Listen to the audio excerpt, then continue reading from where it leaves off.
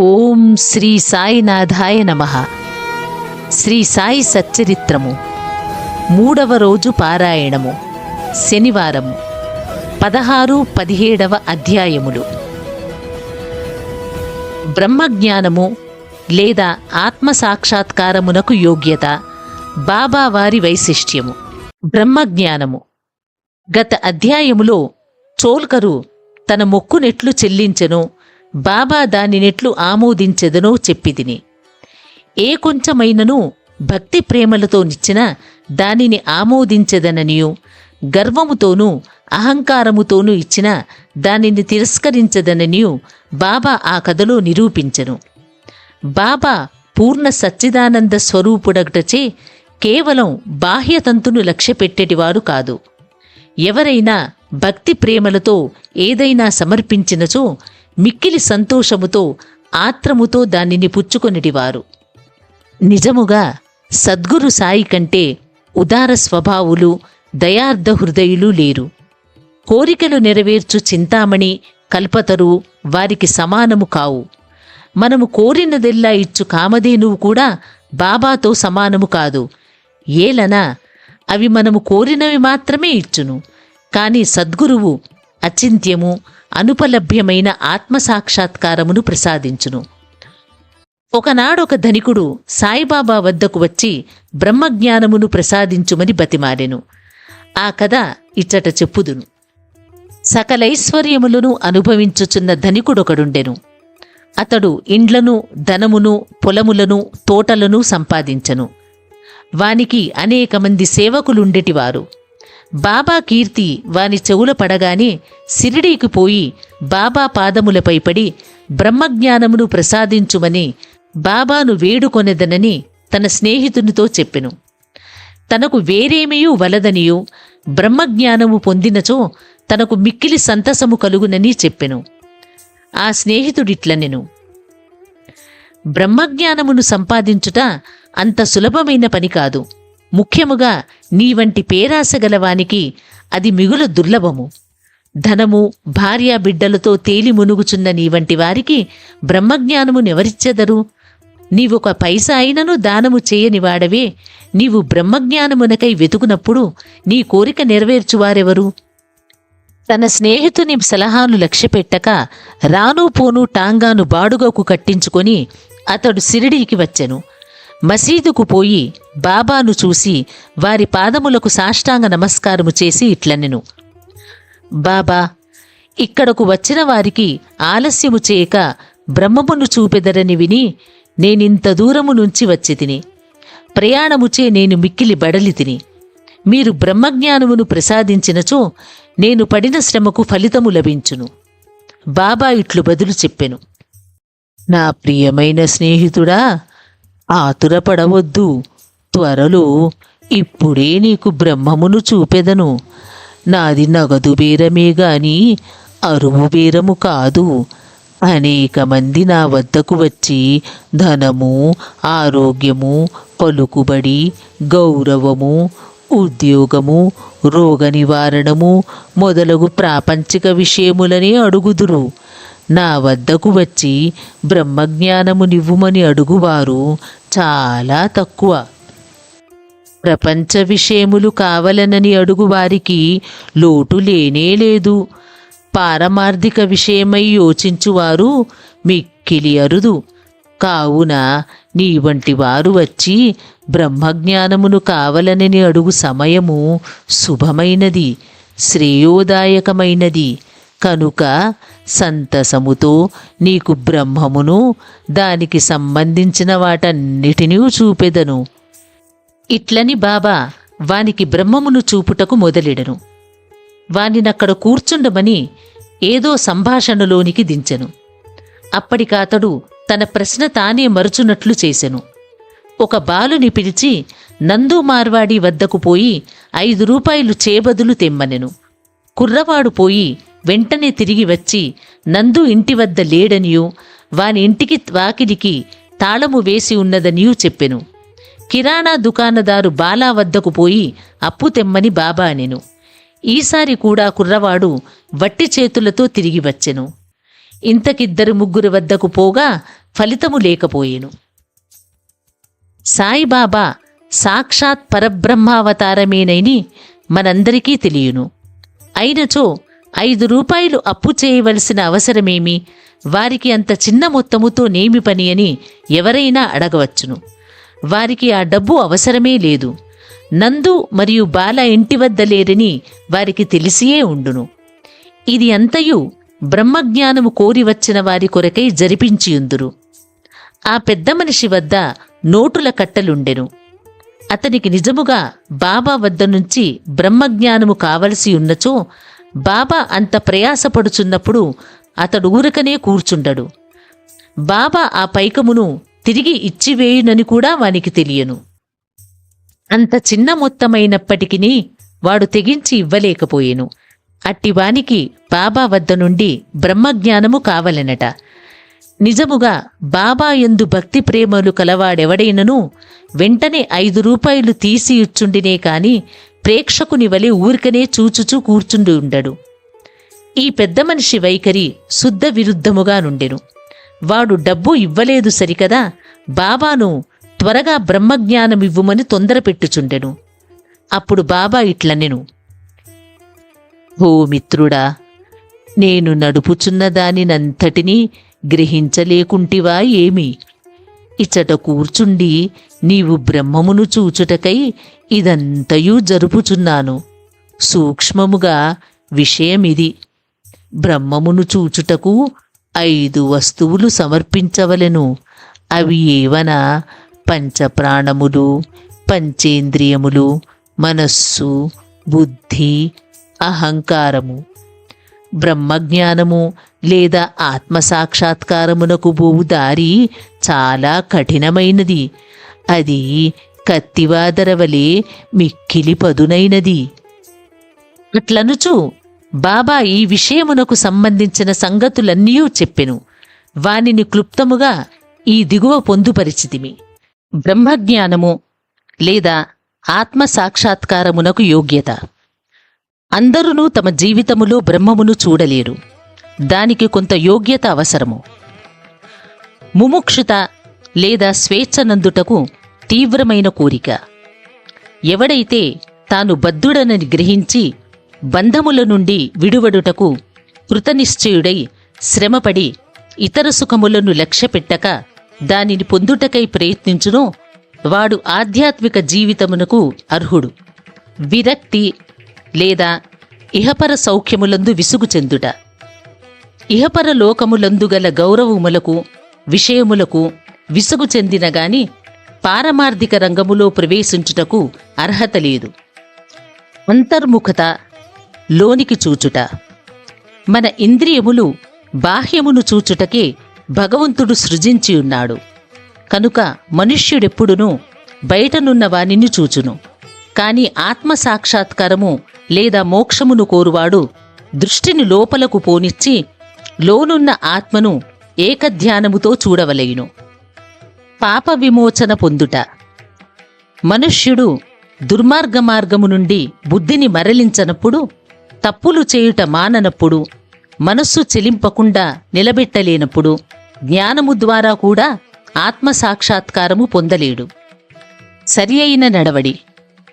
ఎల్లప్పుడూ సత్యమును పలుకుచూ తపస్సు చేయుచూ లోన చూచుచూ బ్రహ్మచారిగా నుండిన గాని ఆత్మసాక్షాత్కారము లభించదు.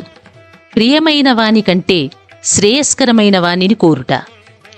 లోకములో 2 తీరుల వస్తువులున్నవి. ఒకటి మంచిది, రెండవది ప్రీతికరమైనది. మొదటిది వేదాంత విషయములకు సంబంధించినది, రెండవది ప్రాపంచిక విషయములకు సంబంధించినది. ఈ రెండును మానవుని చేరును. వీనిలో ఒకదానినే అతడెంచుకొనవలెను. తెలివిగలవాడు మొదటిదానిని అనగా శుభమైన దానిని కోరును. బుద్ధి తక్కువవాడు రెండవ దానిని కోరును. మనస్సును ఇంద్రియములను స్వాధీనమందుంచుకొనుట. శరీరము రథము, ఆత్మ దాని యజమాని, బుద్ధి ఆ రథమును నడుపు సారథి. మనస్సు కళ్ళెము, ఇంద్రియములు గుర్రములు. ఇంద్రియ విషయములు వాని మార్గములు. ఎవరికి గ్రహించు శక్తి లేదో, ఎవరి మనస్సు చంచలమైనదో ఎవరి ఇంద్రియములు అస్వాధీనములో వాడు గమ్యస్థానమును చేరలేడు. చావు పుట్టుకల చక్రములో పడిపోవును. ఎవరికి గ్రహించు శక్తి కలదో, ఎవడి మనస్సు స్వాధీనమందున్నదో, ఎవరి ఇంద్రియములు స్వాధీనమందుండునో, ఎవడు తన బుద్ధిని మార్గదర్శిగా గ్రహించి తన మనస్సును పగ్గముతో లాగి పట్టుకొనగలడో వాడు తన గమ్యస్థానమును చేరగలడు, విష్ణుపదమును చేరగలడు. మనస్సును పావనము చేయుట. మానవుడు ప్రపంచములో తన విధులను తృప్తిగా ఫలాపేక్ష లేకుండా నిర్వర్తించని ఎడల అతని మనస్సు పావనము కాదు. మనస్సు పావనము కానిదే అతడు ఆత్మసాక్షాత్కారము పొందలేడు.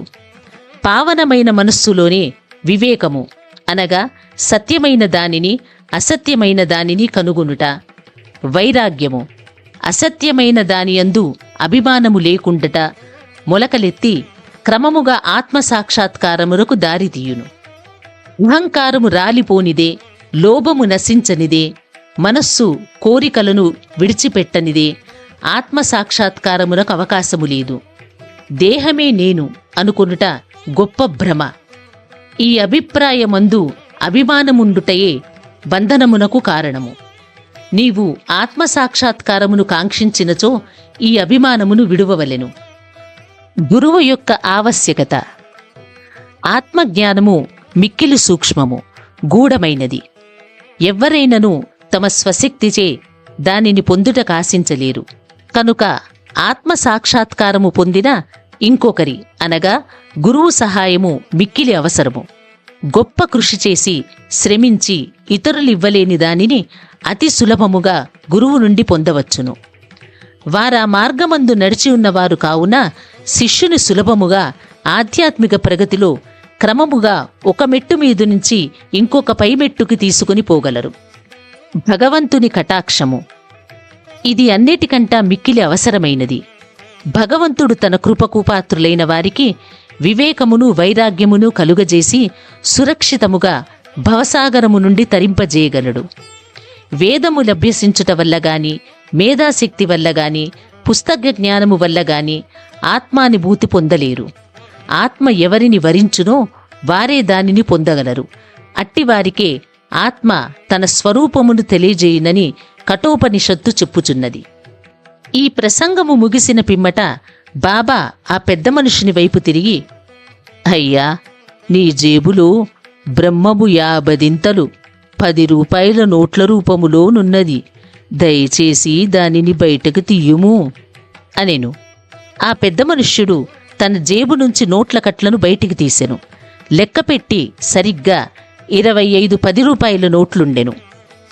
అందరూ మిక్కిలి ఆశ్చర్యపడిరి. బాబా సర్వజ్ఞతను చూసి వాని మనస్సు కరిగెను. బాబా పాదములపై పడి వారి ఆశీర్వాదమునకై వేడెను. అప్పుడు బాబా ఇట్లనెను, నీ బ్రహ్మపు నోటుల కట్టలను చుట్టి పెట్టుము. నీ పేరాసను లోభమును పూర్తిగా వదలనంత వరకు నీవు నిజమైన బ్రహ్మమును చూడలేవు. ఎవరి మనస్సు ధనమందు, సంతానమందు, ఐశ్వర్యమందు లగ్నమయ్యున్నదో వాడా అభిమానమును పోగొట్టనంత వరకు బ్రహ్మమునెట్లు పొందగలడు? అభిమానమనే భ్రమ, ధనమందు తృష్ణ, దుఃఖమను సుడిగుండము వంటిది. అది అసూయ, అహంభావమను మొసళ్లతో నిండి ఉన్నది. ఎవడు కోరికలు లేనివాడో వాడు మాత్రమే ఈ సుడిగుండమును దాటగలడు. పేరాసయు బ్రహ్మజ్ఞానమును ఉత్తర దక్షిణ ధ్రువముల వంటివి. అవి శాశ్వతముగా ఒకటికొకటి బద్ధ వైరముగలవి. ఎక్కడ పేరాసగలదో అక్కడ బ్రహ్మమును గూర్చి ఆలోచించుటకు గాని దాని ధ్యానమునకు గాని తావులేదు. అట్లయినచో పేరాసగలవాడు విరక్తిని, మోక్షమును ఎట్లు సంపాదించగలడు? లోభికి భ్రాంతిగాని, సంతుష్టిగాని, దృఢ నిశ్చయముగాని ఉండవు. మనస్సునందేమాత్రము పేరాసయున్నను సాధనలన్నీయు నిష్ప్రయోజనములు. ఎవడు ఫలాపేక్షరహితుడు కాడు, ఎవడు ఫలాపేక్షకాంక్షను విడువడు, ఎవనికి వానియందు విరక్తి లేదు, అట్టివాడు గొప్ప చదువరి అయినప్పటికీ వాని జ్ఞానమెందుకు పనికిరానిది. ఆత్మసాక్షాత్కారము పొందుటకు వానికి అది సహాయపడదు. ఎవరు అహంకారపూరితులు, ఎవరి ఇంద్రియ విషయముల గూర్చి ఎల్లప్పుడూ చింతించెదరో వారికి గురుబోధలు నిష్ప్రయోజనములు. మనస్సును పవిత్రమునర్చుట తప్పనిసరి అవసరము. అది లేనిచో మన ఆధ్యాత్మిక ప్రయత్నములన్నీ ఆడంబరము డాంబికము కొరకు చేసినట్లగును. కావున దేనిని జీర్ణించుకొనగలడో, దేనిని శరీరమునకు పట్టించుకొనగలడో దానినే వాడు తీసుకొనవలెను. నా ఖజానా నిండుగానున్నది. ఎవరికి ఏది కావలసినా దానిని వారికివ్వగలను. కాని వానిని పుచ్చుకొను యోగ్యత కలదా లేదా అని నేను మొదట పరీక్షించవలెను. నేను చెప్పిన దానిని జాగ్రత్తగా విన్నచో నీవు తప్పక మేలు పొందదవు. ఈ మసీదులో కూర్చుని నేనెప్పుడూ అసత్యములు పలుకను. ఒక అతిథిని ఇంటికి పిలిచినప్పుడు ఇంటిలోని వారు, అక్కడున్నవారు, స్నేహితులు, బంధువులు కూడా అతిథితో పాటు విందులో పాల్గొందురు. కావున అప్పుడు మసీదులోనున్న వారందరూ బాబా ఆ పెద్ద మనుష్యునకు చేసిన ఈ ఆధ్యాత్మిక విందులో పాల్గొనిరి. బాబా ఆశీర్వాదములను పొందిన పిమ్మట అచటనున్న వారందరూ ఆ పెద్ద మనిషితో సహా మిక్కిలి సంతోషముతో సంతుష్టి చెందిన వారై వెళ్ళిపోయిరి. బాబా వారి వైశిష్ట్యము. అనేక మంది సన్యాసులు ఇండ్లు విడిచి అడవులలోనూ గుహల్లోనూ ఆశ్రమములలోనూ ఒంటరిగా నుండి జన్మరాహిత్యమునకు గాని మోక్షమునకు గాని సంపాదించుటకు ప్రయత్నించెదరు. వారితరుల గూర్చి ఆలోచించక ఆత్మానుసంధానమందే మునిగియుందురు.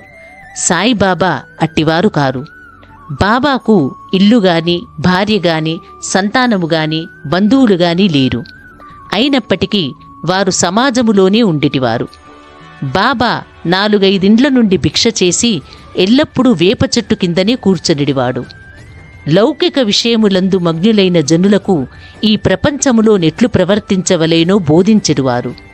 ఆత్మసాక్షాత్కారము పొందిన పిమ్మట కూడా ప్రజల క్షేమమునకై పాటుపడు సాధువులు, యోగులు మిక్కిలి అరుదు. అట్టివారిలో శ్రీ సాయిబాబా ప్రథమగణ్యులు. కనుక హేమాడ్ పంతు ఇట్లు చెప్పెను: ఏ దేశమునందు సాయిబాబాను ఈ అపూర్వము అమూల్యము అయిన పవిత్ర రత్నము పుట్టినదో ఆ దేశము ధన్యము. ఏ కుటుంబములో వీరు పుట్టిరో అదియూ ధన్యము. ఏ తల్లిదండ్రులకు వీరు పుట్టిరో వారునూ ధన్యులు. 16-17 అధ్యాయములు సంపూర్ణము. సద్గురు శ్రీ సాయినాథార్పణమస్తు. శుభం భవతు. ఈ వీడియో మీకు నచ్చినట్లయితే లైక్ చేయండి, షేర్ చేయండి, మా ఛానల్ని సబ్స్క్రైబ్ చేయండి. మా పాఠకులు ఎక్కడ ఉన్నా సులభముగా సాయి సచ్చరిత్ర 53 అధ్యాయాలు వినుటకు మరియు తెలుసుకునుటకు సనాతన నిధి అప్లికేషన్ ప్రతి అధ్యాయము వీడియోలుగా చేసి మీకు అందిస్తున్నాము. సనాతన నిధి యాప్ని డౌన్లోడ్ చేసుకుని సాయిబాబా జీవిత గాథను తెలుసుకోండి మరియు ప్రత్యేక క్విజ్ కార్యక్రమంలో పాల్గొని విజేతలుగా నిలవండి. ప్రతి అధ్యాయం తరువాత క్విజ్లో పాల్గొని మీ పరిజ్ఞానాన్ని పరీక్షించుకోండి మరియు బహుమతులు గెలుచుకోండి. మీ కుటుంబంతో కలిసి ఈ ఆధ్యాత్మిక ప్రయాణంలో పాల్గొనండి. ఇప్పుడే డౌన్లోడ్ చేసుకోండి సనాతన నిధి యాప్. గూగుల్ ప్లే స్టోర్ మరియు యాపిల్ యాప్ స్టోర్లో అందుబాటులో ఉంది. మరిన్ని వివరాలకు మా వెబ్సైట్ని సందర్శించండి.